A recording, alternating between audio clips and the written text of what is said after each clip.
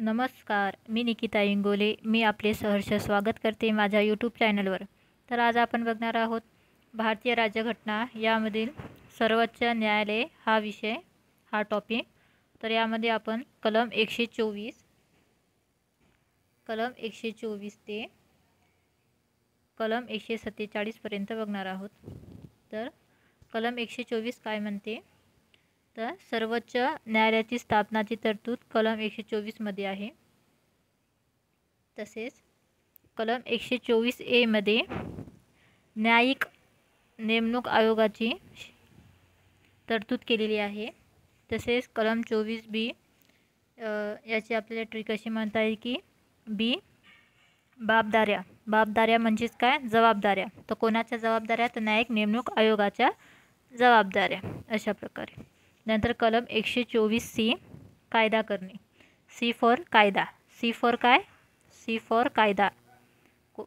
कायदा करणे हे संसदेचा अधिकार असं त्या कलमामध्ये सांगितलेलं आहे. तसेच कलम 125 मधला शेवटचा काय आहे, 5 आहे, म्हणून 5 पगार अशी शॉर्टकट ट्रिक. 5 पगार. तर पगारलाच काय म्हणतात, वेतन. म्हणजेच 5 पगार. तर कोणाचे वेतन, तर न्यायाधीशांचे वेतन. सर्वोच्च न्यायाधीश यांचे वेतन. तर कलम 126. आता 26 मधला 6 हंगा अशी ट्रिक आहे ती. 6 हंगा. तर म्हणजे हंगा म्हणजेच काय, हंगामी सरन्यायाधीश याची जी तरतूद आहे ती कलम 126 मध्ये आहे. तसेच कलम 127. 7 तदर्थ. आता 7 मधला जो त आहे, हा त आणि हा त म्हणजेच काय, 7 तदर्थ. या प्रकारे ही ट्रिक लक्षात ठेवायची आहे. म्हणजेच काय, 7 तवरूनच काय सुरू होते, तदर्थ. म्हणजे तदर्थ न्यायाधीश या पदाची तरतूद कलम 127 मध्ये आहे. तसेच कलम 128. 8 निवृत्त म्हणजेच काय, निवृत्त न्यायाधीश यांची तरतूद कलम 128 मध्ये देण्यात आलेली आहे. तसेच कलम 129. तर कलम 129 मध्ये काय दिलेले आहे, तर अभिलेख न्यायालय दिलेलं आहे. अभिलेख न्यायालय म्हणजेच काय, कोर्ट ऑफ रेकॉर्ड. अभिलेख न्यायालय कलम 129. तसेच कलम 130 मध्ये 30 स्थान म्हणजे 30 मधला स आणि स्थान, 30 स्थान या प्रकारची शॉर्टकट ट्रिक. म्हणजेच काय, तर सर्वोच्च न्यायालयाचे स्थान हे कलम 130 मध्ये देण्यात आलेले आहे.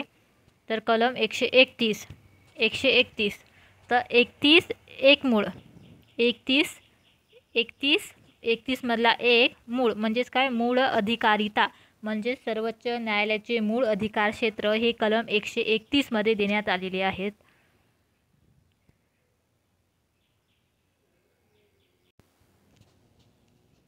आता कलम 132. आता 132 मध्ये काय बघणार आहोत आपण, 32 मधला 3 कशासारखा दिसतो, ऊ सारखा दिसतो. म्हणजेच काय, उच्च. आणि 2 हे जे 32 मधला 2 आहे, म्हणजे 132 आहे ना, 3 ऊ सारखा दिसतो म्हणून उच्च. आणि 2 म्हणजे न्यायालय. 2 यामधला न यापासून सुरू होते न्यायालय, अशा प्रकारे. 3 उच्च, 2 न्यायालय. म्हणजेच 132 मध्ये उच्च न्यायालय अपील संदर्भातील तरतुदी देण्यात आलेल्या आहेत. अशा प्रकारे ही शॉर्टकट ट्रिक आहे. तसेच कलम 133. कलम 133. आता 3 डबल म्हणजे 3 कसा आहे, दोनदा आहे. म्हणजे काय आहे, डबलमध्ये आहे. 133 आहे ना कलम, तर 3 कसा आहे, पुन्हा आलेला आहे. म्हणजे आपण त्याला काय म्हणतो, डबल आलेला आहे, बरोबर. तर 3 डबल म्हणजे दिवाणी. 3 डबल म्हणजे दिवाणी. म्हणजेच काय, दिवाणी प्रक्रिया.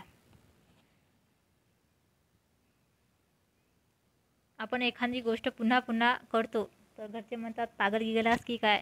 म्हणजेच पागललाच काय म्हणतात, दिवाना असं काही म्हणतात ना.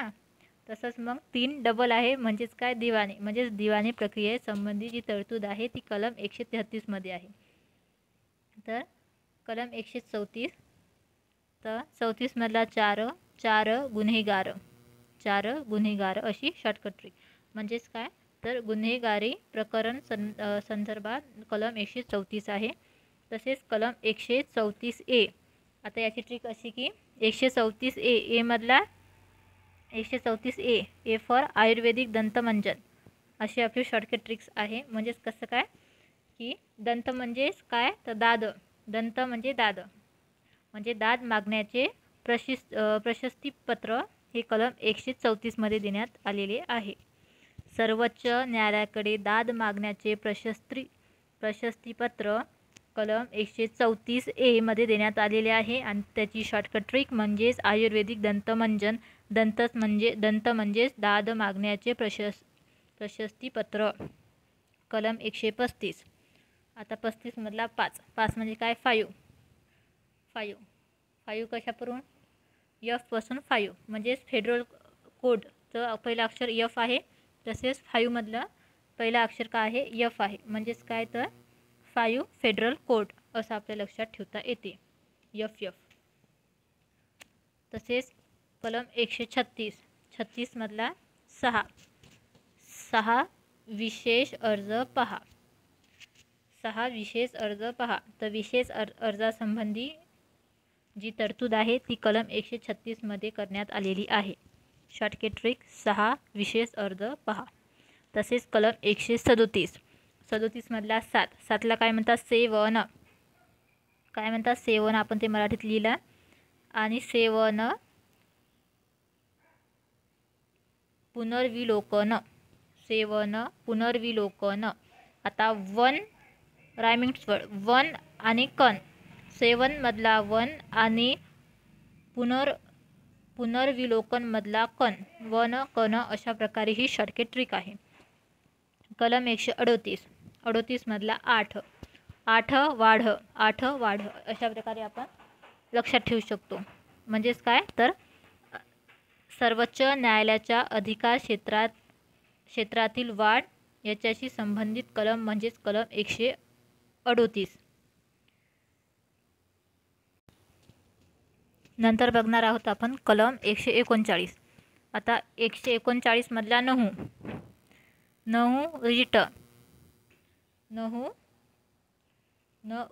रिट म्हणजेच रिट जारी करण्याचा सुप्रीम कोर्ट म्हणजेच सर्वोच्च न्यायालयाचा अधिकार हा कलम 139मध्ये देण्यात आलेला आहे. याची शॉर्टकट ट्रिक 9 रिट असं. आता कलम 139A फॉर हस्ता अशा प्रकारे आपण रायमिंग्स वर्ड्स बनवलेले आहे. ए फॉर हस्ता म्हणजेच काय, तर विशिष्ट प्रकरणांचे हस्तांतर या संबंधित तरतुदी कलम 139A मध्ये देण्यात आलेल्या आहेत. तसेच कलम 140मध्ये कलम 140मध्ये दुय्यम अधिकार देण्यात आलेले आहेत. तसेच कलम 141मध्ये IMP कलम 141मध्ये म्हणजे सुप्रीम कोर्टचा कायदा सर्व न्यायालयांना बंधनकारक असेल असे कलम 141मध्ये म्हटलेले आहे. काय म्हटलेले आहे ते, सर्वोच्च न्यायालयाचा कायदा तर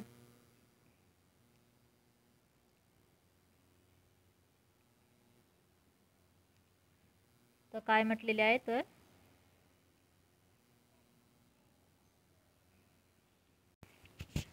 तर सर्वोच्च न्यायालयाचा कायदा सर्व न्यायालयांना बंधनकारक हे कलम 141मध्ये म्हटलेले आहे.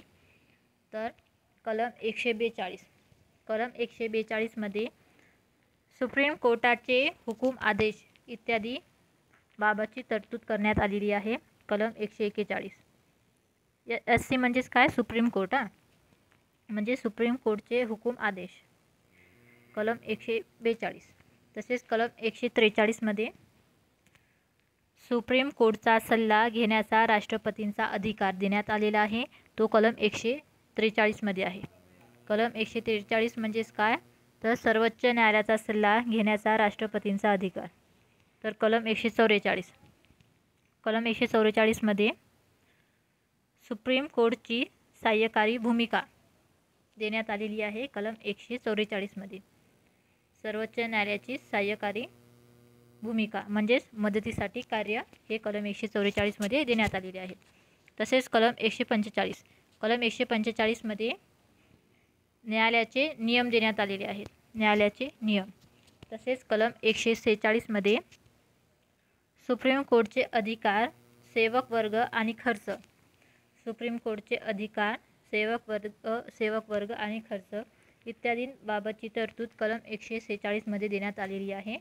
आणि सर्वात शेवटचा कलम म्हणजे कलम 147. त्यामध्ये स्पष्टीकरण देण्यात आलेलं आहे. कशाचं? तर कायद्याचा अर्थ लावणे याचं स्पष्टीकरण कलम 147मध्ये देण्यात आलेले आहे. अशा प्रकारे हे आपण कलम